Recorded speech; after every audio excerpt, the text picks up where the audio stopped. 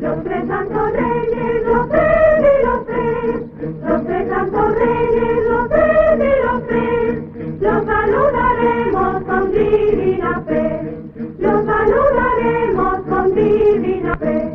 Laraila, laraila, laraila, laraila, laraila, laraila, laraila, laraila.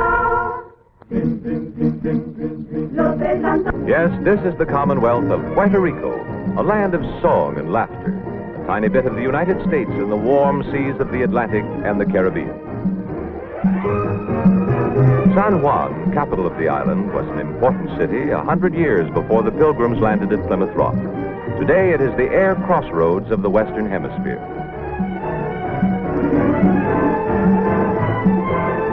Walk down any street in this 400-year-old city, you'll hear staccato Spanish.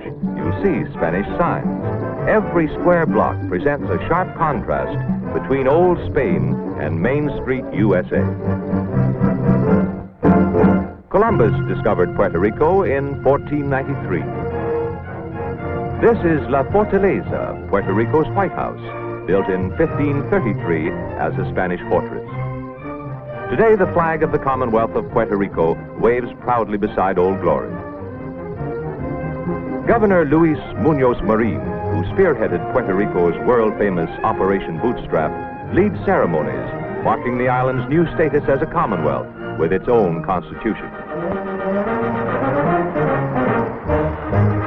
Heroes of Korea, some of the 5,000 Puerto Rican troops who served valiantly with United Nations forces.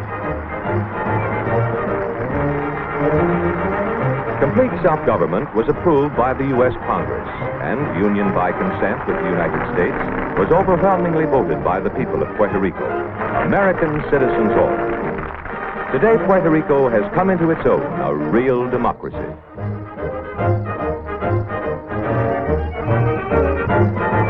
San Juan's loveliest adorn these floats which symbolize Puerto Rico's progress.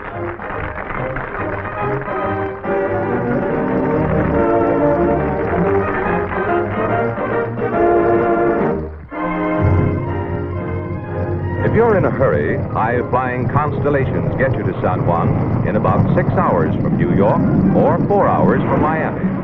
Low-fare tourist flights are available, too. You land right in the heart of San Juan, only a few minutes away from the hotels and beaches. There are no customs barriers, and the U.S. dollar or dime is standard currency. More than 500,000 passengers each year go through this air terminal. They call this San Juan's Gold Coast, the center of its resort hotels, casinos, and nightlife. Here is the Condado Beach Hotel with its private oceanfront beach club. It's a vacation paradise 12 months of the year.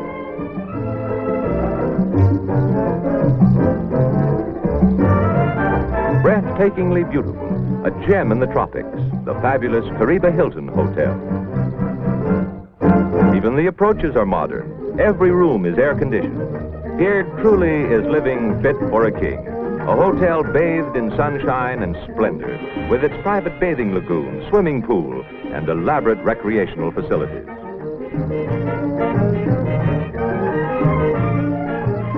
My, oh my, the old swimming hole never had anything on this. Tropical treats, too. Coconut milk, a delicious Puerto Rican rum. This is really living.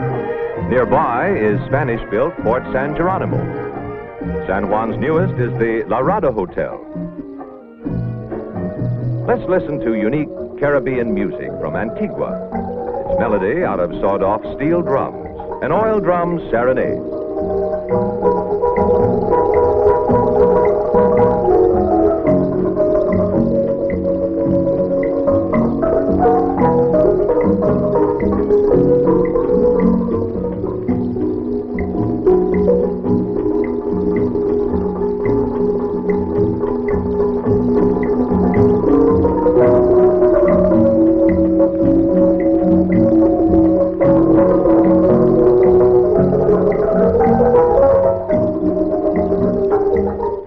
Headquarters for big game sports fishing.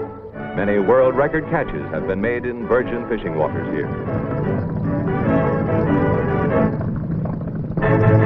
Most popular historical attraction in San Juan is El Morro. It is the largest Spanish fort on American soil.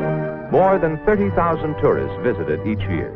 French, Dutch, and British buccaneers tried vainly to capture it. 400 years ago, people were dependent upon this fort for protection. The Spanish built it to guard against sea raiders, and in the last war, it was armed against submarine attacks. Golf? In a fort? Well, seeing is believing. The El Morro course is one of the sportiest on the island. Baseball isn't just a sport here, it's a crusade. Mainland big leaguers play with professional Puerto Rican teams during the winter season.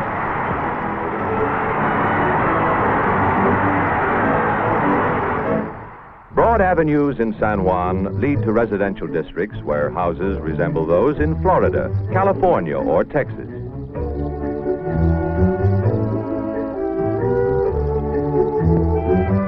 Puerto Rican architects designed all these homes for real comfortable living. Everybody grows and loves flowers in Puerto Rico. These are red ginger blossoms. Homes for everybody. Housing gets top priority in Puerto Rico's booming economy. Many low-rental public housing apartments are springing up throughout the island.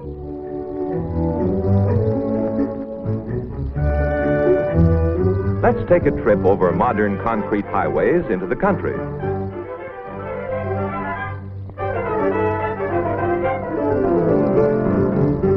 Well, am I dreaming? It sure looks like someone turned back the clock 100 years. It's the revival of an old coconut mask festival at Louisa, just 45 minutes from San Juan. And how'd you like to see this the morning after?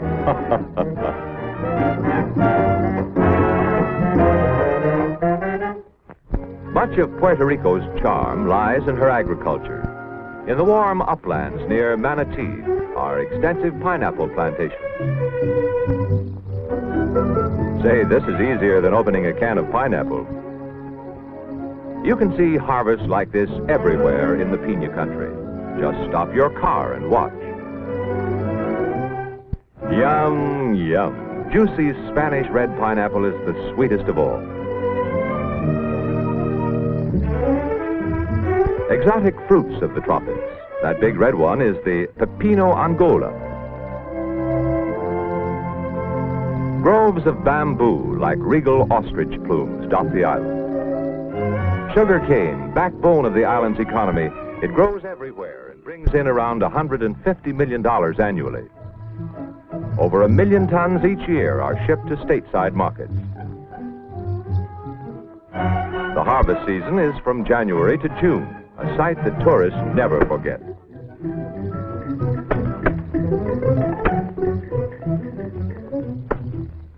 Third largest city on the island is Mayagüez, a typical Spanish colonial community of 60,000 people.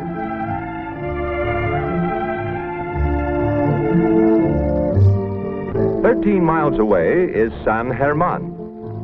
Puerto Rico, as you can see, is small, averaging 35 miles wide and 100 miles long. Diego Colón, brother of Columbus the discoverer, named San Germán in honor of King Ferdinand's wife. Here is Portacelli, built 4 centuries ago by Dominican monks. La Parguera is on the south coast of Puerto Rico, on the Caribbean. Spanish conquistadores planted many of these shade trees covering the roads to make their journey on horseback cool and comfortable.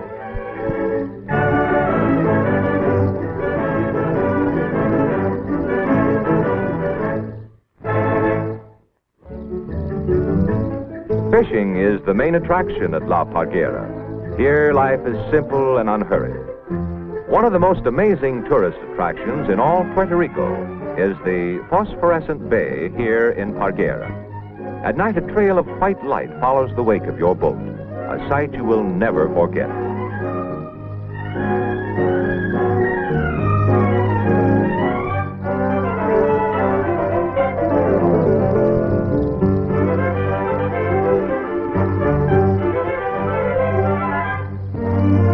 But if you want contrast, you'll find it here in Ponce.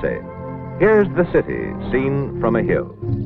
As in traditional Spanish colonial cities, Ponce started with its cathedral and plaza. It's the second largest city in Puerto Rico, a proud stronghold of old customs and culture, and it retains much of the charm lost to progress in other parts of the world. Ponce was named for Juan Ponce de Leon, seeker of the Fountain of Youth, and Puerto Rico's first governor. Ponce's fire department is both original and strictly traditional. Its members are volunteers, but ready at the sound of the bell for anything. There they go in a blaze of color. It could be a fire, but it's only practice.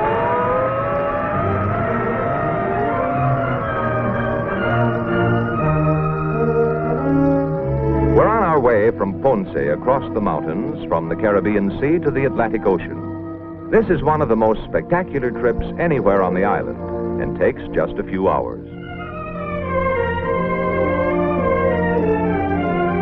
It's really chilly up here in the evenings. This part of Puerto Rico is today the same as when it was discovered by the Spanish. Bananas, too, grow wild in the El Yunque forest. Until you've eaten one ripened on the plant, you've never really tasted bananas.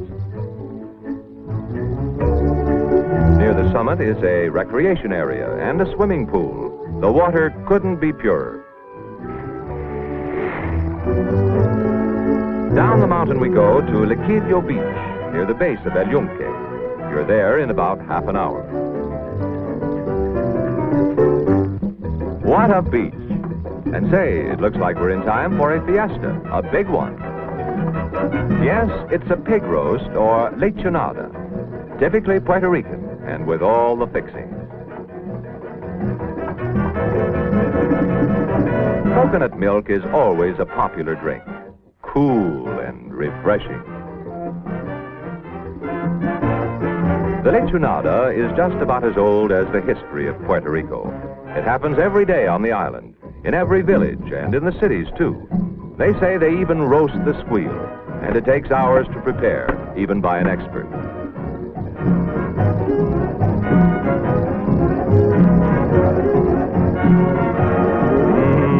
And I mean it.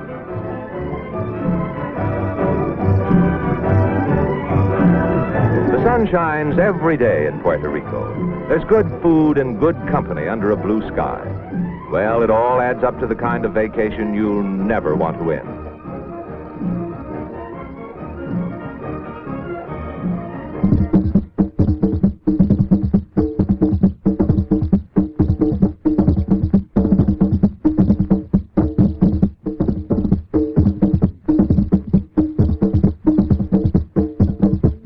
Folklore dancers perform the bomba. The rhythmic drum music rings in your ears long after you've left the island.